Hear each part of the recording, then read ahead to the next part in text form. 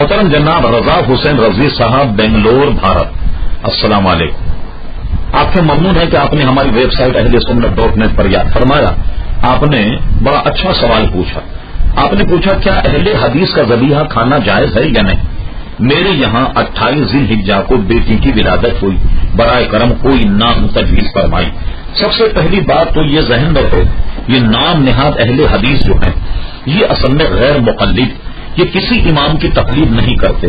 اچھا بظاہر تو یہ کہتے ہیں کسی امام کی تقلید نہیں کرتے، اور حقیقت میں یہ اپنے ذہن، اپنے فکر، اپنی عقل بلکہ شیطان تک کی تقلید کرتے۔ انہوں نے تو انگریزوں سے بھیک مانگ کر اپنا نام جو ہے وہ اہل حدیث رکھا۔ بر صغیر میں جب انگریز آیا، اگر آپ کو شبہ ہو تو بحوالے کتب ہم آپ کو ارسال کر سکتے ہیں۔ انگریز گورنمنٹ کو انہوں نے درخواست دی کہ ہمیں لوگ غیر مقلد کہتے ہیں اور یہ نام ہمارے لیے نہایت غیر مناسب ہے، لہذا ہمیں اہل حدیث کہا جائے۔ اہل حدیث کا مطلب تو یہ ہے کہ وہ حدیث کا ماننے والا، اور اس میں کوئی شک نہیں کہ حنفی، شافعی، حنبلی، مالکی اصل میں یہ اہل حدیث ہیں جو حدیث پر عمل پیرا، اور یہ تو اپنی عقل اور خرد کے پیرو۔ مجھے بتائیے کہ امام اعظم ابو حنیفہ اور امام شافعی، امام احمد بن حنبل، امام مالک وہ حدیثوں کو زیادہ سمجھ سکتے تھے؟ یہ آج کل کا ایک عام آدمی جس نے تھوڑی سی عربی اور فارسی پڑھ لی وہ حدیث کو سمجھ پائے گا؟ مجتہد جو حدیث کو سمجھے گا، عام آدمی اس کو نہیں سمجھے گا۔ بالکل اسی طریقے سے ایک ماہر ڈاکٹر ادویات کی جتنے خواص جانتا ہوگا، ایک عام آدمی میڈیکل اسٹور پر دوا بیچنے والا اس کے خواص سے اتنا واقف نہیں ہوگا۔ اہل حدیث جو ہے یہ اصل میں قیاس کا مطلق انکار کرتے۔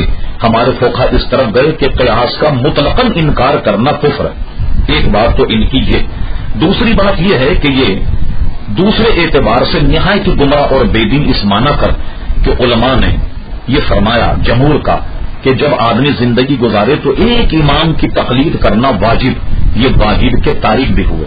تیسری خرابی ان میں یہ ہے کہ موجودہ زمانے کے وہابی اور دیوبندی جنہوں نے نبی کریم علیہ السلام کی شان میں گستاخی کی، وہ عبارتیں اگر اہل حدیث پر رکھی جائیں وہ ان کی تکفیر نہیں کرتے۔